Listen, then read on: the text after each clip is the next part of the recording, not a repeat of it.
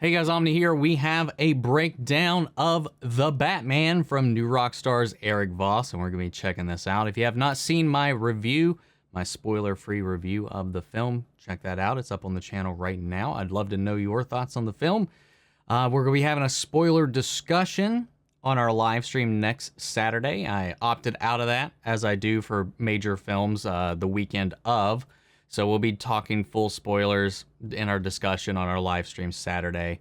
So yeah, I'd love to have you there. But guys, for now, let's go ahead and dive into their breakdown. Here we go. Welcome back to New Rockstars. I'm Eric Voss, and this is a breakdown of The Batman, Matt Reeves' detective noir take on the Caped Crusader, also known as the world's greatest detective, in this case played by Robert Pattinson. Not always the world's greatest detective in the story, but hey, it's only his second year into it, and the movie is all the better for it. This is one of my favorite cinematic depictions of Gotham and its broken toys. There's so much to appreciate about this film. The clues Reeves hid throughout this film to set up the mystery, subtle details in the camera work and the music, and Easter eggs pointing to the broader DC universe. My favorite kind of movie to break down, and I'm gonna do it scene by scene. Spoilers ahead, here we go. And big thanks to Boxu for sponsoring this video. More on their tasty offerings later. Oh, by the way, I am wearing our custom design of Gotham Noir, a shirt available for a limited time at newrockstarsmerch.com. It's really the best way to support what we do here. So the film opens with the abrupt title text of The Batman filling the screen. Actually, the way the 2019 Joker opening title text filled that screen. But here, it's kind of like one of Bruce's red-tinted snapshots taken from his eye lenses, filling all of his vision. This film constantly shows extreme close-ups of eyes and fingers, objects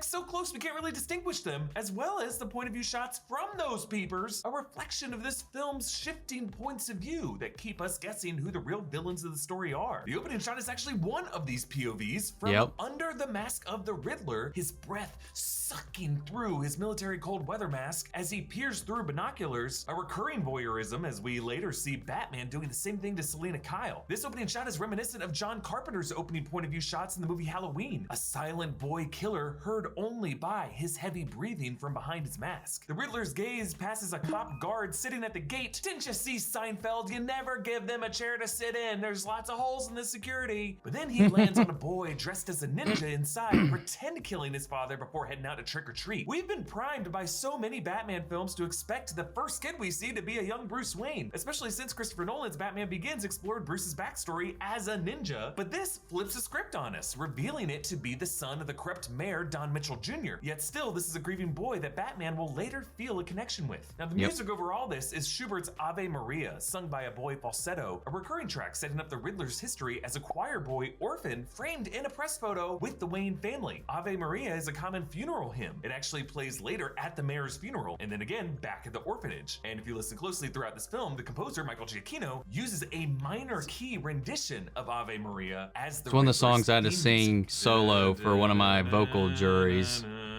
Now, opening on Halloween night is definitely a nod to the Long Halloween, the first real great Batman detective storyline from the comics, a story that ties heavily into the Falcones and the Maronis. Other comic influences were Batman Year One and Cook's Ego, both arcs you definitely want to read, but really I gotta say, Matt Reeves clearly made this movie its own thing, and you could just point to anything in this movie and say it was from any comic book ever, but this movie is better appreciated for its cinematic details, not as just a list of comic book Easter eggs. So that's the approach I'm gonna go in this breakdown. Because speaking of Carpenter's Halloween, there is a great Michael Myers-esque reveal of the Riddler directly behind the mayor, only revealed when the TV light flickers brighter. Like Batman, God, I love it. First appears to us from the shadows, but never steps out of those shadows until he is ready to kill, not giving his prey an opportunity to see him and make a different choice. Now, this Riddler look with the glasses over the mask is inspired directly from the descriptions of the Zodiac Killer, who also taunted police and the media with mysterious ciphers written in his own alphabet. He clubs the mayor with a tucker, a tool used in carpeting, proving the Riddler planned from the beginning for Batman to find this tool and use it later to uncover his home floorboards to reveal his long game to bomb the city's seawalls. And then we jump to Halloween night from Bruce's perspective. We actually start on these weird two glowing shapes that look like eye holes from inside his Batman cowl. But these extreme close-ups are actually part of the bat signal igniting, steaming in the rain. And you'll notice this bat signal is not the clean stencil that we have seen before, but a chunk of metal jammed into the shutters of a standard searchlight, just showing how Batman and Gordon are really in the early days of their partnership. Also reflected on the location of this bat signal in this unfinished construction site. Then we see Gotham's Times Square region with a Gotham Empire building, a Holiday Inn Gotham, YMCA, Gotham, the Gotham Tribune, and then this screen PSA warning addiction to drops on the rise. Drops being the name of a new eye drop drug of this world. The guy who robs the store is actually wearing a green drop mask. He's a literal drop head. And this store is called Good Times Grocery, which is an Easter egg to the Robert Pattinson crime movie Good Time, which Matt Reeves said that he watched while writing the script for this movie that made him want to cast Robert Pattinson. And you'll notice it's almost always I still need to see that. Gotham, a detail lifted directly from the movie Seven, in which David Fincher made sure it was raining in every exterior shot in the city to show the oppressive nature of urban life. Bruce describes how the Gothamites ignore the rain, all of this rain setting up the city's eventual flooding in the third act. The more water, the more the criminals are able to overtake the city. Batman stalks this group of thugs wearing white face paint, though you'll notice their initiate, played by Jay Lasurgo, who actually plays Tim Drake on Titans, he only has half of his face painted since he has not yet earned his full spot in the gang. Now, after we saw 2 fake outs where criminals looked into the shadows of an alley terrified that Batman would step out of them, finally he does here on the train platform. Giacchino's score evokes John Williams' Imperial March for Darth Vader.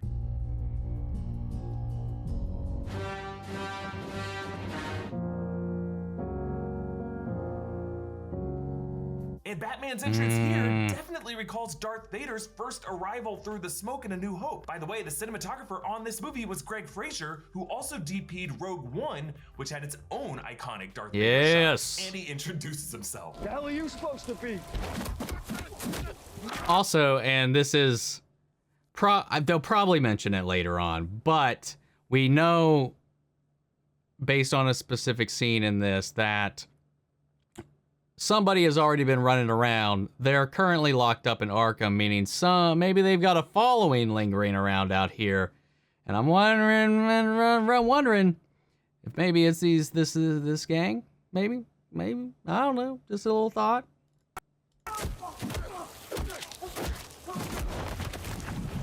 And I always thought that thug getting his face crushed in now, this is a looks like the nostalgia critic to me. Out there. And he's actually called Vengeance more often than he's called Batman in this movie. Also, I am vengeance is part of his famous 3-line phrase from the Nothing to Fear episode of Batman the Animated Series. I am vengeance. I am the night. I am Batman.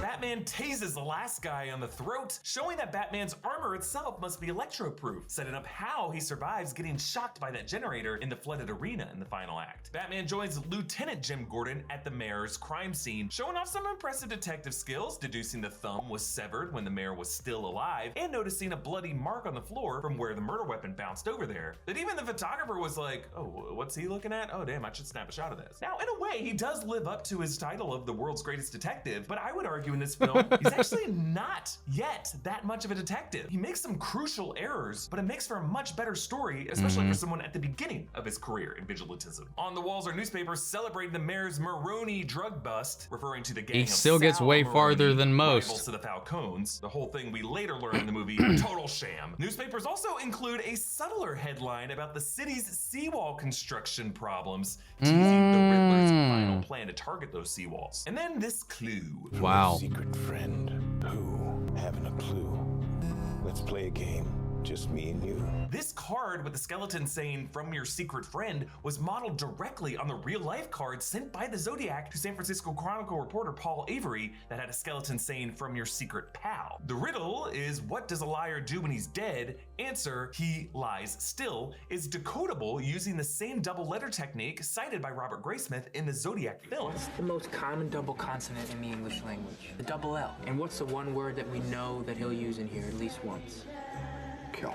You'll notice how later Alfred will try using the same technique to mark off all the double O's before Bruce realizes that eliminating the 6 letters that they were given spells out the Riddler's favorite Ryan Gosling movie. From the crime scene, the music shifts to Nirvana's Something in the Way, with Kurt Cobain's lyrics reflecting this grunge take on Batman from Robert Pattinson, a guy who wishes he was homeless and feels more comfortable on the streets at night. But also, as the final track on Nirvana's Nevermind album, it actually precedes a secret track that comes after 10 minutes of silence called Endless Nameless. So this recurring track in the movie is really the something in the way of Bruce's true mindset, as he is a detective masking a secretly violent monster underneath that layer. Cobain's lyrics also reference the animals I've trapped, referring to the past criminals that Batman has caught in these first 2 years, and how the Riddler literally traps animals in cages for Batman to find. And you'll notice right as Bruce arrives in his Batcave, the old Wayne Tower subway station of Wayne Terminus, we hear Cobain singing, "Underneath the bridge, Tarp has sprung a leak." Another indication that the flood is coming, a flood that probably will actually flood this whole Batcave. Bruce's moody voiceover has actually been his journal entry in a notebook labeled Gotham Project, framing this Batman as a young physician experimenting with different cures for the city, a doctor like his father, a contrast to the Riddler, who approaches the ills of the city as a forensic accountant, looking for and diagnosing redundancies, where the numbers don't add up, but not prescribing true cures to those discrepancies. His first entry in this film is the night of Thursday, October 31st, and in the epilogue after the flood, it's the morning of Wednesday, November 6th, meaning the whole movie transpires in about 6 to 7 days, but it is the dawn of the 7th day. In Genesis, it took God 7 days to create the universe, but since we are right on the border between that 6th and 7th day, so good. the 6th day is when God created man. We haven't fully gone through that 7th day yet, a way of showing how in this movie, we have not yet fully acquired that 7th day of rest. There's still work to be done. When Bruce joins Alfred for breakfast, I love this. He squints at the morning sunlight and has to put on sunglasses, as he is a self-described nocturnal animal who's getting too accustomed to seeing nighttime prey through his special lenses. Kind of like Morpheus' line in The Matrix, his eyes hurt because he's never really used them properly before. Here on the ground floor, there's actually a bust of William Shakespeare, which could be a possible nod to the 60s Adam West Batman. The Batcave was accessed by a button hidden in Shakespeare's bust. Then in the mayor's garage, Batman knows which car to check from the shears in the tire left there by the Riddler. The shears probably used to sever the mayor's thumb, which is why Batman then looks for a USB thumb drive port. Thumb drive. And they say this movie doesn't have jokes. Batman fights his way to the Iceberg Lounge and breaks the nose of the moonlighting cop named Bill Kenzie, who's actually a narco from the Gotham Central comics. And Batman meets Oz Cobblepot, the Penguin. There's a great visual exchange here where he sees Selena Kyle boots first, and then as Selena exchanges cash for drops with Oz, Selena quickly recognizes Annika from the photos, which Batman notices, and then later, after talking to Oz, he sees the same boots on Annika in the photo, so knows for sure that the two must be involved somehow. Yep. But then my favorite detail in this movie comes right after this. As they exit the lounge, we're outside, and the upper corner of the frame, there's a lit window showing a silhouette snapping photos of the lounge entrance. This is the Riddler. Oh, that is wow. How he got all of these embarrassing photos. This is only 30 minutes into the film, folks, but this isn't Damn. revealed and confirmed until 2 hours later that Nashton's home is across the street from the lounge. And you'll notice this is in a hotel lit in a green neon sign. This is under our noses from the beginning of the film. I love it. Then after sparring with Selena, Batman finds her overdue electric bills that list Selena's address as Queen Street in Gotham, US. There's no state listed because throughout the comics and the films, Gotham's exact location in the United States tends to shift around. The news reports Commissioner Savage's murder, his head in a cage fed to snarling rats, a detail from George Orwell's 1984 when Winston is tortured in room 101 with his head in a similar rat cage. Then when examining his body, Batman and Gordon look at the Riddler's rat maze with the news cipher in a linear path. In a tray is a second riddle, this time a purple envelope with a card showing a mad scientist pouring chemicals. I'm mad about you. Want to know my name? Just look inside and see. And then inside an explosion with, but wait, I cannot tell you, that might spoil the chemistry. Of course, teasing the Riddler rigging up a bomb for the DA. And at the bottom he writes, follow the maze till you find the rat. Bring him into the light. You'll find where I'm at. Batman then teams up with Selena so that she wears his recording lenses to scan VIPs in the club. Here she meets DA Gil Colson. And as she talks with him, her red wig contrasts with the blue light on his face, which gets colors to get mirrored at the end of the night when the Riddler straps the neck bomb to him in the car, which Reeves and Fraser keep way out of focus, just flashing blue and red lights, evoking a police squad car. Ironic for him being the arm of the law, but now facing justice for his own corruption. I also really like the detail of Coulson having to wipe the steam off the windshield since Riddler had been sitting in this parked car all night, steaming it up. And as the camera pulls back from this attack, a good it's all detail. framed with a Gotham seawall in the foreground, the waves right up to the top. Super high tide from all this rain, marking this street corner as one of the targets of the Riddler's later detonation.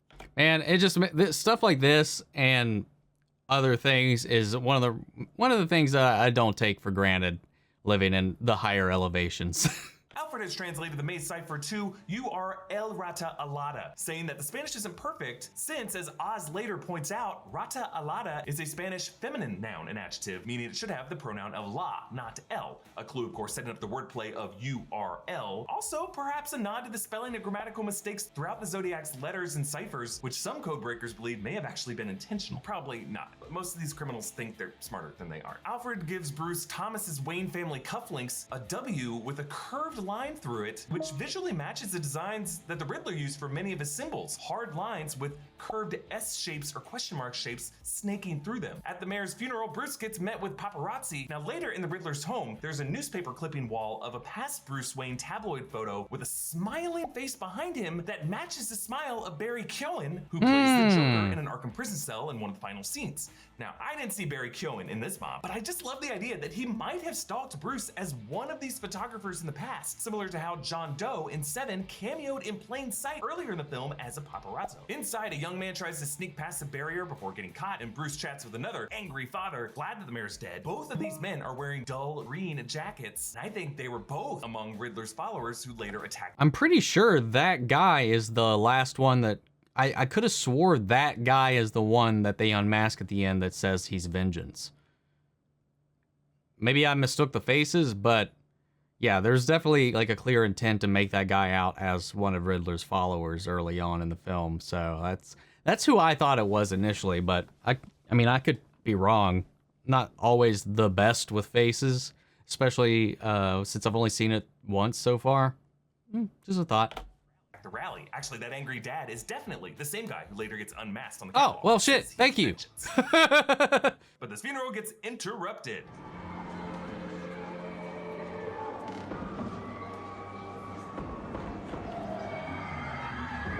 I love this shot.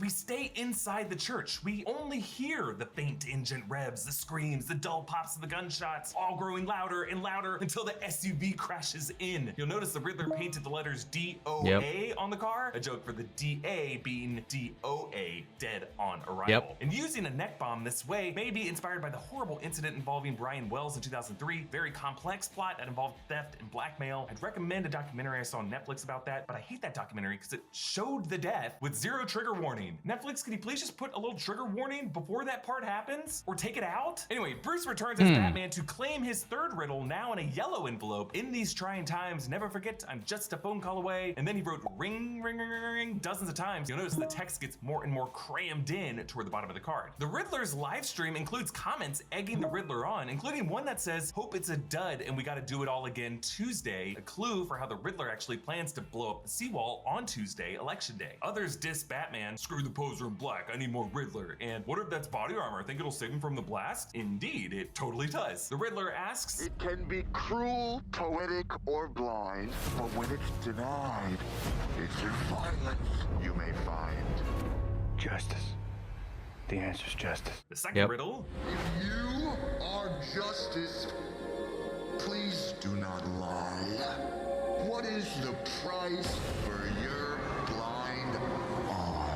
He's referring to the cost of Coulson's bribes, which apparently is $10,000 a month, not to prosecute certain cases, which brings us to the third riddle. Since your justice is so select, please tell us which vermin you're paid to protect. But because Coulson will trying not give up the rat, trying to get him to give it up. Batman clashes with the GCPD, but Gordon helps him escape. I love with a this whole dramatic scene, leap man. Off the tower and wingsuit glide, but the part of the L train that he clotheslines is actually right next to that neon green hotel sign. So this is right where the Riddler lives. He probably saw all of this go down. Now, suspecting the Penguin is the winged rat, they follow into a drug deal at the recycling plant, leading to this shootout and chase. This movie's Batmobile fires up. It's a true muscle car with an exposed engine, flames bursting out the side of the undercarriage like Batman himself. He's ready to explode. This street chase is some of the best action filmmaking I have seen. Reeves and Fraser mount the cameras on the sides of the cars to make us feel like we're looking through the side view mirror or we're in the back seat looking out. Meanwhile, the music that Giacchino uses here interrupts his main Batman theme with rapid percussive breaks.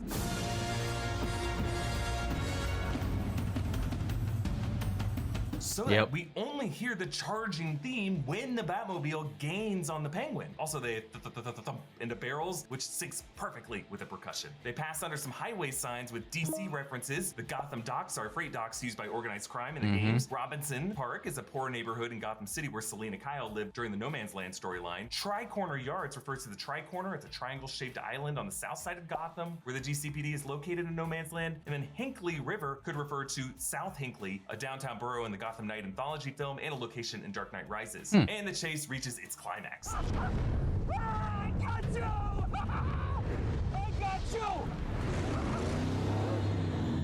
Man, I fucking love this scene, man.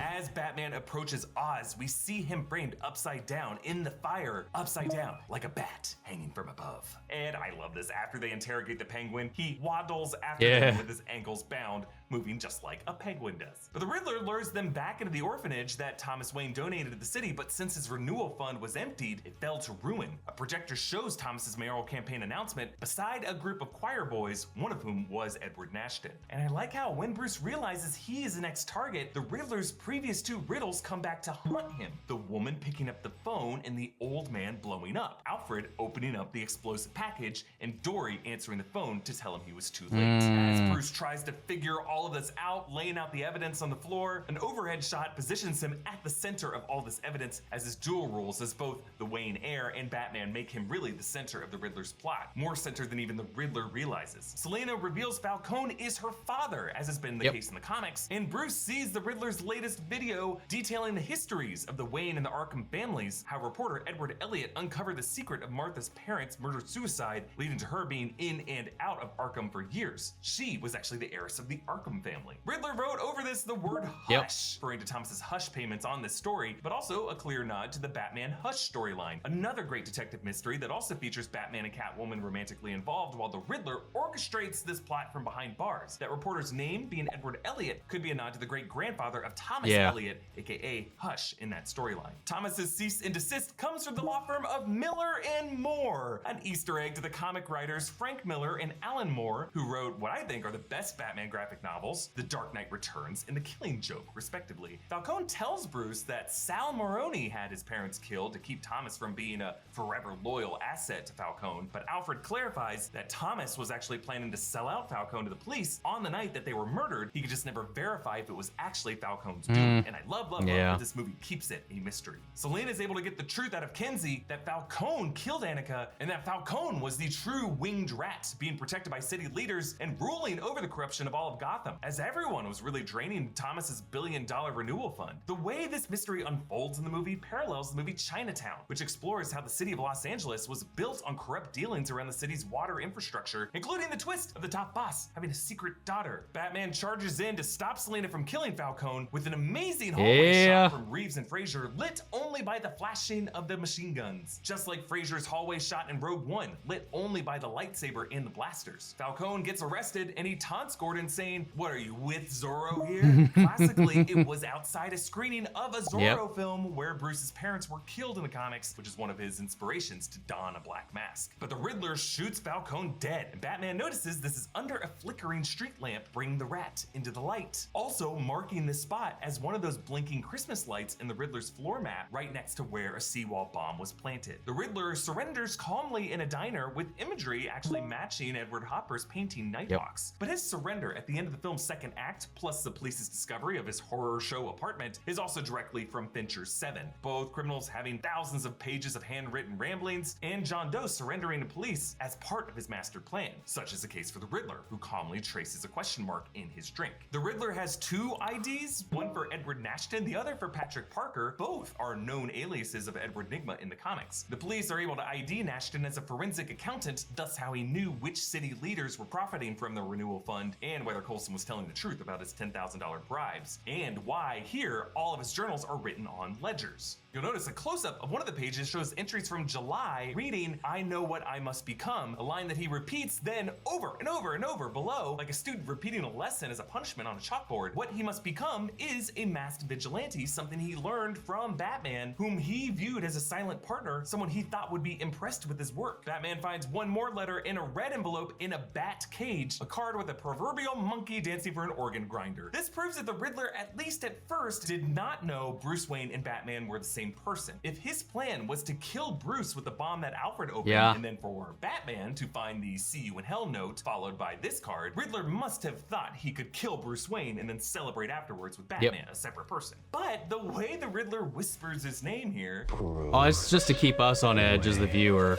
does make it seem for a beat that the Riddler is saying it to Batman to taunt him. But then the scene backpedals when the Riddler comes back to it saying, Bruce Wayne. He's the only one we didn't get, which I think is a great twist, showing how the Riddler saw him and Batman working together to bring down the elites like Bruce Wayne, and he was just repeating the name out of his own personal lingering envy for the orphan who got the spotlight instead of him. But I think there is another way to read this, that perhaps after setting his plan into motion, putting those stamps on all the letters and sending them out, when Bruce Wayne ended up not dying in the explosion, the Riddler might have been able to conclude that that was because he led him that night to the orphanage, accidentally keeping his target away from harm, so that maybe now he might know that they are the same person. That's a good point. He's just not yet. But I don't think he caught that. But that'd be fun. Either way, and the fact that Paul Dano walks the line so carefully, so that we're not really sure how much the Riddler knows, is what makes him so great. When Batman returns to the Riddler's apartment, on his social media account, he finds comments from others, including one who says, "Don't forget the cling wrap." Paul Dano actually revealed in an interview that originally he committed to wrapping his whole body in cling wrap so that the Riddler wouldn't leave any DNA at the crime scenes. But Paul Dano eventually just gave up doing that. Yeah. Because, when you wrap your body in cling wrap, your skin cannot perspire. So the plan comes to fruition. They definitely did not work well on the set. Seawall caves flooding the city, enacting an Old Testament disaster, a plague upon the city, wiping it clean. And this herds everyone into the high ground at Bella Real's campaign rally in the arena where the Riddler's followers plan to open fire, but Batman drops in, takes them all down, fighting alongside Selina. At one point he injects himself with adrenaline. He goes full Ralphie Parker.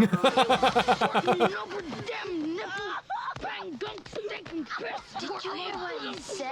But floodwater pours in and a loose electrical cable dangles over the water, so Batman swings over and, using the detachable chest emblem blade that we saw him use before, he cuts the cable, knowing that his shock-absorbent armor will protect him. I mean, I love this reveal, as it confirms my theory from over 2 years ago when I demonstrated how that chess piece could actually be made into a blade by fully making one out of cardboard and then stabbing Philip with it. And then he leads the survivors to safety. He is transformed from a shadow to be feared to a beacon of hope. And for the first time in this movie, as he looks into the daylight, he does not squint. Meanwhile, his voiceover describes subtle how the Gotham City details. is now at risk for a new criminal takeover as we see the Penguin gaze out at its new empire, a flooded city, perfect for a penguin, a flightless bird, but an excellent swimmer. Back in Arkham, Barry Keoghan cameos as the unscreened Arkham prisoner in the cell beside Riddler's, saying, "One day you're up, the next you're a clown," laughing maniacally while teasing a wide grin and a bit of a disfigured face. Yes, the Joker, which was further confirmed by this movie's post-credit clue, directing us back to rataalada.com, where a new cipher revealed the symbol for the letter Z, leaving the only letter left in the Riddler's alphabet, still a mystery, the letter J. Well, Mr. J, his new best friend. Actually, since then, a new cipher dropped on the site, translating to, "You think I'm finished, but perhaps you don't know the full truth. Every ending is a new beginning. Something is coming." Still, in all those letters, no J. Matt Reeves actually confirmed in an interview that there is a deleted scene I in watched which that Batman, video. after seeing the Riddler's clues pointing to him in particular, did actually meet with the Joker face-to-face in Arkham to consult with him. I guess kind of like Clarice Starling consulting with Hannibal Lecter, and he indicated that it might show up on the Blu-ray release. In the final scene, Selina says she is planning on moving to I hope it Bloodhaven, does. a neighboring city in the comics, Nightwing. known as the base of operations of Nightwing, but Batman does not follow her, and she says, "Who am I kidding? You're already spoken for." Now, yes, this is something Alfred says in the Year Zero comics, but as Selina says it, her eyes dart to the left, her eye line is connecting with the bat signal in the sky. That was the first image we saw associated with Batman in the very opening minutes of the movie. While this movie at times flirted with being a bat and a cat story, I think its strongest partnership was really between Batman and Gordon. It is a detective story. I loved it. They were not, in this movie, the world's greatest detectives. Honestly, they screwed up constantly. Their Spanish was bad. The only way they caught the Riddler was because he surrendered to them. The city's seawall still imploded. The city's the Riddler won. Argue that they completely failed their Riddler investigation. Really, the victory belongs to the Riddler here. The most corrupt leaders of Gotham are now out of the picture. But that makes Batman's victory in this movie movie a personal one. He started the movie blind, now he can see. By losing the battle of this movie, it sets him up to win the longer war. And it shows us that work always needs to be done. While this may be the dawn of the seventh day, it is not the time for rest. I obviously love this movie, and I love it more and more each time I watch it and the more I talk about it. Hopefully diving into the details helped you appreciate it more too. Hey, a reminder that you can get this limited edition Gotham Noir shirt at newrockstarsmerch.com. Follow me on Instagram and Twitter at EAVoss. Follow New Rockstars. Subscribe to New Rockstars for more analysis of everything you love. Man, I love the movie, man.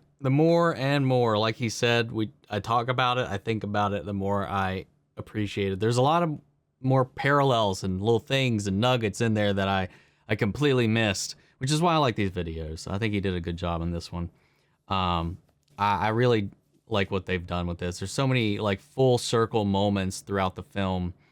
I think my favorite one too is that change again from the beginning. Like he said, like Batman is struggling to see the light throughout this whole thing. The whole point of his journey in this is that vengeance and only vengeance is not going to save anything. It's going to inspire the wrong reaction, especially when he, uncovered that Riddler follower and he's like, I'm vengeance. It's the mirror. That's what he's inspired. That is what he is inspired with his approach so far, which is the growth from him in this to the end where he's actually lingering in the light, helping people survive, helping people escape from the first person we saw him ever save in this movie, begged him not to hurt him and was afraid, terrified, despite having just been saved by this man, is terrified that he's still going to hurt him and ran. All the way to Batman at the end, being somebody that the people he's saved don't want to leave his side. That moment with he's raising the girl up onto the medical helicopter that's there to evacuate the citizens from the square. And the hesitation that they had when he was down in the water trying to help move the debris, putting himself in the way of this debris, this growing, rising water for them. And that hesitation when he finally got it out of the way to extend his hand and they waited. But it was that boy that he connected with, the boy whose father died, that was the first to trust him.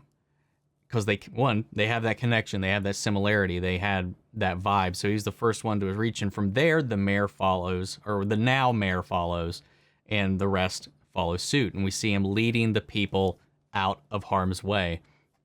And it's just a great full circle moment because the people and the Batman were not synced up in the beginning for obvious reasons, because his reputation, the things he was focusing on, were not contingent to a growing city. He'd been taking like a lateral attempt to heal the city rather than just hitting it straight on like he needed to. He was avoiding it as Bruce. He didn't think Bruce had any value. He didn't think there's anything that Bruce could do. On the other side, it was just as Batman and through this vengeance and through instilling fear in the crime of the city, he can eliminate the crime and heal. But it just causes an escalated response in return if you don't do anything to reinforce those power vacuums that you're leaving behind to better the structures that have allowed people to, take advantage of it, which is why this mayor has been like, you could help. Your parents have a history of philanthropy. So far, I've seen you do nothing. Another thing is I like that the things that he kind of overlooks, like the mistakes he does makes in his analysis, are things that he misses because they're baked into his character. And that gets pointed out to him when he's face to face with the Riddler, when he's talking to Batman unknowingly about Bruce Wayne. All of the things that he's saying about Bruce Wayne are things that click into his head, in Batman's head, that he's like, oh, he's not wrong. He's right. There are things I've probably missed. There's more stuff, especially when he starts taunting him. I was like, oh, I guess you didn't figure out everything. You're not as smart as I thought. Because all the things that he's judging and criticizing Bruce Wayne as a person on is exactly the shortcomings that Batman has, because he hasn't checked those. He hasn't considered those. you know, the type of orphan he was, the type of upbringing he had and stuff like that. I just like that. There's a lot of layers to this, and this is just a year 2 Batman. I was like, he did so many great things, and he pushed the ball so far. But, you know, perfection's not expected. He's still rough around the edges, and I like that. There's elements and room to grow. He's not so new that he's trying to figure out everything, but he's just new enough to where he's still really trying to get his footing and get his techniques down. He's really trying to get into the space that is really going to most benefit Gotham. Like, there's a lot of great ways about crafting this in a year 2 story that I really appreciate about it. And they added some other layers to it that I just think fleshed it out even more. And that's one of those, combined with the whole story and arc and path that Bruce goes on throughout this film, man. And it's through Alfred and that conversation later where it ties in. And then it's not until later when he unmasks that dude that all of it clicks for him, where he's like, this is my path if that I'm on right now. These are the types of people I'm going to inspire.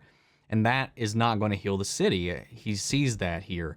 And I like that whole growth that he goes through. And it definitely sets up what I think will be an even greater and more interesting arc for him for the sequel, to see how he grows, to see how he adapts, to see how he changes, to see how Gotham changes, and also to see that continuing escalation in response to his actions. And I like that Batman usually, in most cases, creates his villains.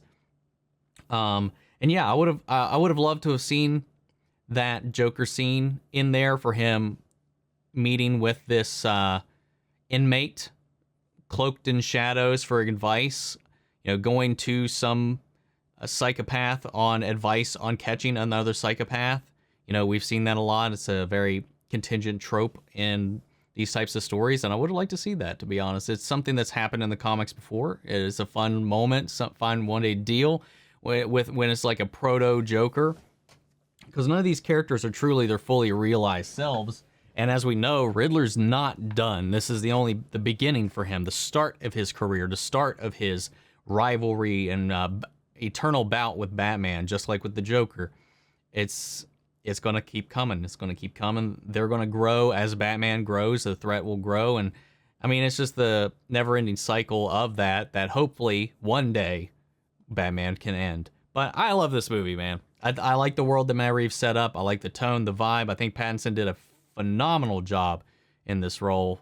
And I can't wait for more. Guys, what'd you think of the breakdown? What'd you think of the movie? Sound off the comments. Let me know your thoughts down below. We'll carry on the conversation after the video. Feel free to join our Discord. We can talk about it there as well. Links to that and all my socials are in the description box. Hope you follow me in each and every one of those. And before you go, I want to shout out our channel legends, Mandy Sherritt, Ryan Karen, Philly Vane, Yori, Corey Scott, Margaret Grace, Mary Bradley, Nate Prouty, and Melita. Thank you guys so much, as always, for your support. And everybody else who's just been supporting the channel, man. I love you guys. But that's it for now, and I'll see you all in the next one. Take care, everybody.